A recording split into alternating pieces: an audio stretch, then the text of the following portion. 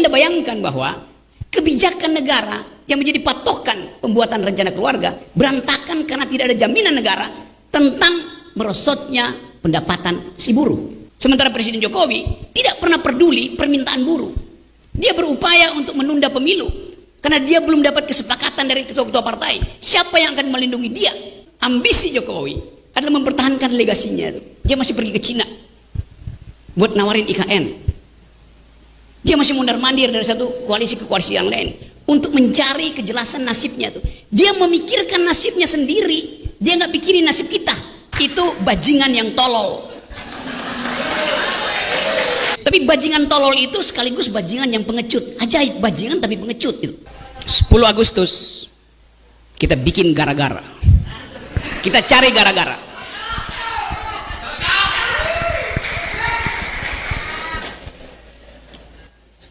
Seluruh kesempatan untuk diskusi sudah kita lalui. Diskusi dengan menteri, diskusi dengan dirjen, diskusi dengan kabinet, diskusi dengan anggota DPR. Hasilnya diabaikan. Maka saatnya kita bikin gara-gara. Apakah gara-gara itu inkonstitusional? Gara-gara itu disediakan oleh sejarah untuk berperkara. Kita bikin gara-gara untuk buka perkara. Berperkara dengan siapa? Berperkara dengan Presiden Jokowi. Berperkara dengan menteri biasa tuh. Tapi kita mesti hidupkan harapan bahwa hanya dengan berperkara kita bisa mempersoalkan kembali seluruh kebijakan bangsa ini yang dihianati oleh pemimpin tertinggi. Itu dasarnya. Jadi semua kegelisahan kita karena kita tidak tahu siapa yang mesti kita arahkan untuk berperkara. Pada akhirnya begitu. Kalau kita jumlahkan seluruh massa, tapi kita tidak tahu arah kita berperkara kemana, akan diabaikan energi dari kumpulan massa itu. Jadi sekali lagi, ini konsolidasi bukan sekedar upaya untuk merawat kebersamaan yang memang sudah ada, tapi konsolidasi untuk mengarahkan musuh dari buruh itu siapa. Secara ideologis musuh dari buruh adalah para kapitalis itu. Tetapi siapa yang menghalangi buruh berkelahi dengan kapitalis? Ya kekuasaan yang menghalangi itu. Seluruh sejarah perburuan dunia adalah konfrontasi artinya proletar dengan kapitalis, antara buruh dan pemilik modal. Lalu konfrontasi itu dibikin lembek oleh kekuasaan. Melalui apa? Melalui regulasi. Jadi regulasi itu adalah upaya untuk menghalangi konfrontasi historis antara pekerja dan majikan. Itu dasarnya. Jadi bagian itu kita endapkan dulu tuh. Yang kita sebut regulasi hari ini itulah omnibus law di bidang perburuan. Kemarin di bidang kesehatan dibikin, nanti di bidang pendidikan tuh. Jadi seluruh hal yang pernah diucapkan oleh Jokowi yang disebut sebagai revolusi mental berhenti karena dia tidak ingin ada konfrontasi antara mereka yang ditindas dan mereka yang penindas itu.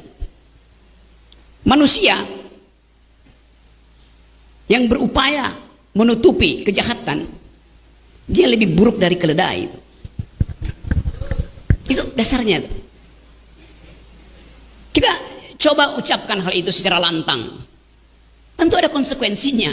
Saya bisa ditangkap tiap hari itu. Tapi kita mesti ambil risiko. Kalau kita ingin ada perubahan, satu kali dalam sejarah buruh di tahun 2023 pernah membuat perubahan. Langkah itu yang akan kita tempuh 10 Agustus nanti itu. Apa bukti-bukti itu? Saya coba kasih beberapa cerita kecil ya. Satu waktu saya turun di Bandara Banyuwangi, Jawa Timur. Saya mau kasih kuliah di Jember. Seorang buruh sawit dari Sumatera halangi saya. Bung, saya mau bicara. Tadinya saya pikir dia intel. Dia bilang, saya pekerja perkebunan. Oke Pak. Sambil gemetar, dia bilang, saya mau ceritakan sesuatu. Karena saya udah 2 jam turun dari pesawat, hendak pergi ke Jember untuk menjemput satu dari 2 anaknya yang disekolahin di Jember. Saya mulai duga nih, ada apa nih? Ada problem keluarga.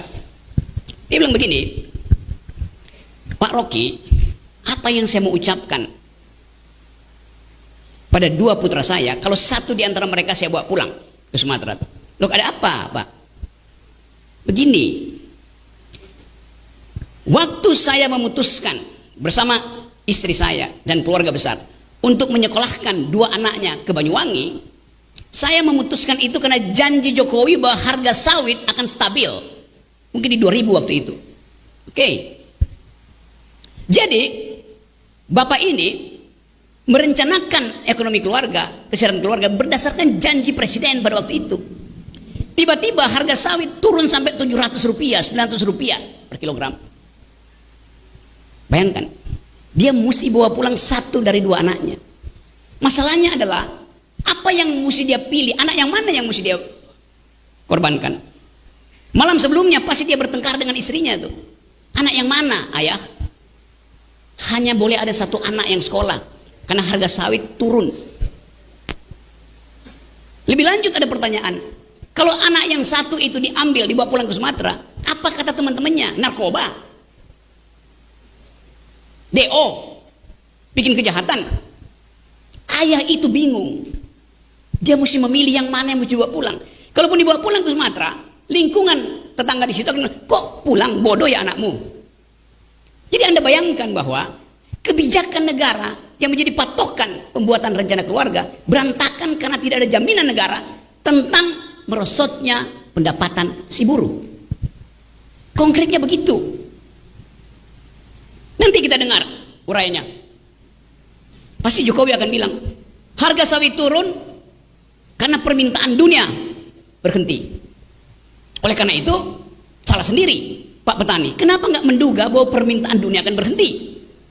Dia mau salahkan si petani itu. Padahal dia yang janji bahwa harga akan stabil.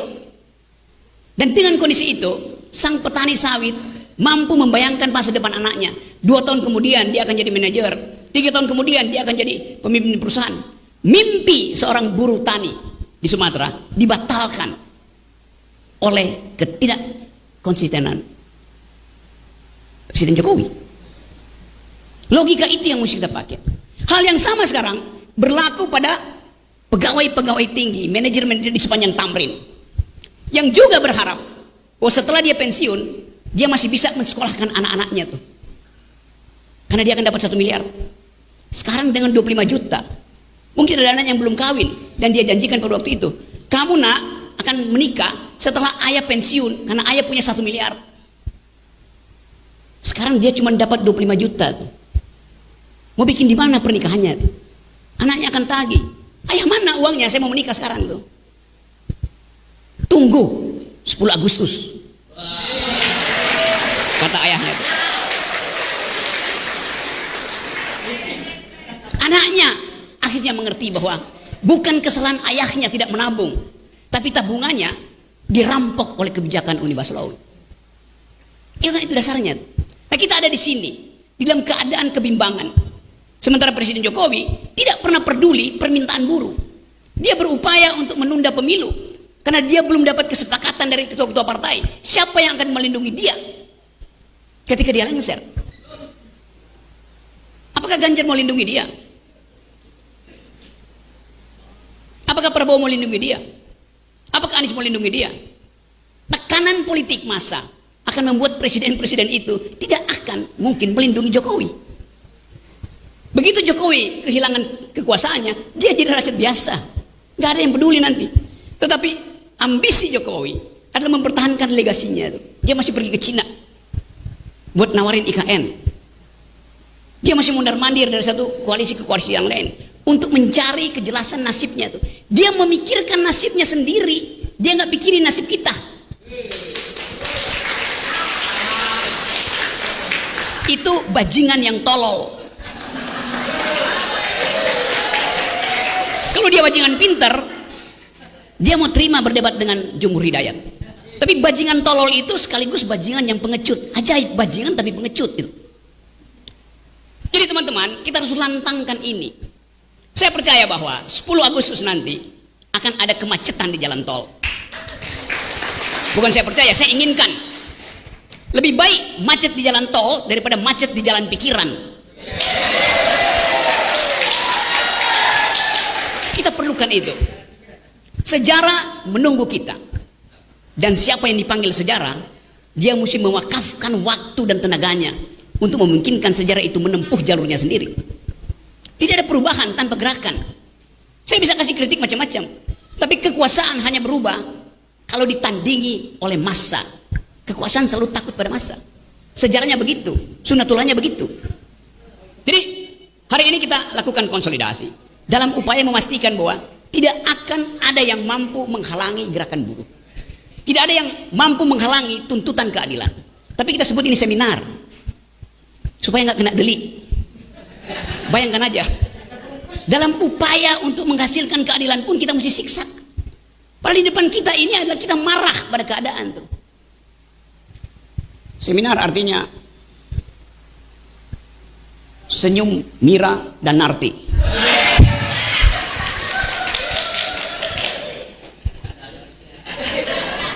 Karena kita marah sambil tersenyum. Kita marah terhadap keadaan, kita tersenyum karena akan ada perubahan. Kita mampu.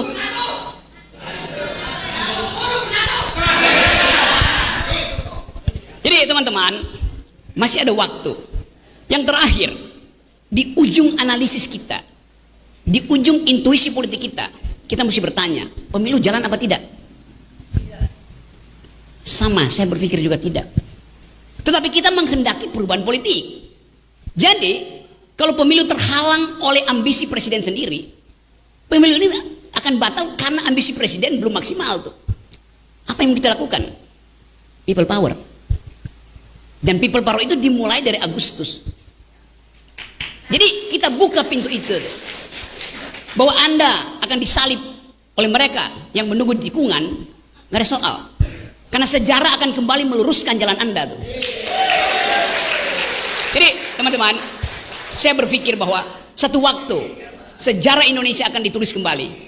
Bahwa gerakan reformasi di 20 Mei 1998 ditulis ulang oleh gerakan buruh 10 Agustus 2023. Ada janji dari Kota Bekasi bahwa janji ketika pemuda-pemuda itu menculik Soekarno untuk memberi dia energi bahwa sekarang merdeka, nggak usah pikir-pikir lagi tuh. Demikian juga energi dari Bekasi hari ini. Kita pastikan bahwa tuntutan keadilan tidak mungkin dihalangi oleh kedunguan-kedunguan di istana. Kita lakukan itu hari ini. Dan dengan tekad yang baik. Niat kita kuat, peralatan kita cukup. Lalu, kenapa kita ragu? Satu langkah gerak di aspal, itu akan membekaskan sejarah. 1000 langkah gerak akan membuat perubahan. 300.000 akan menggemparkan dunia. Demikian seterusnya. Apalagi, kalau seluruh kenikmatan itu, kita pertontonkan pada generasi baru, mereka akan ikut. Ada kegelisahan emak-emak. Ada kalkulasi yang belum sempurna oleh mahasiswa itu. Tetapi buruh selesai dengan problem itu. Dan emak-emak akan ikut di belakang. Bayangkan hari pertama 100.000 emak-emak turun ke jalan kasih kita aqua. Itu menunjukkan bahwa seluruh bangsa ini menitipkan aspirasinya, menitipkan harapannya pada gerakan buruh. 3 hari kemudian mahasiswa turun. Hari keempat pas saya pastikan 10.000 profesor akan turun ke jalan karena mereka malu melihat buruh bertanding sendiri. Itu momentum yang akan kita lakukan. Jadi teman-teman, kita pastikan dari Bekasi akan ada perubahan. Bekasi artinya berani beraksi. Assalamualaikum warahmatullahi wabarakatuh.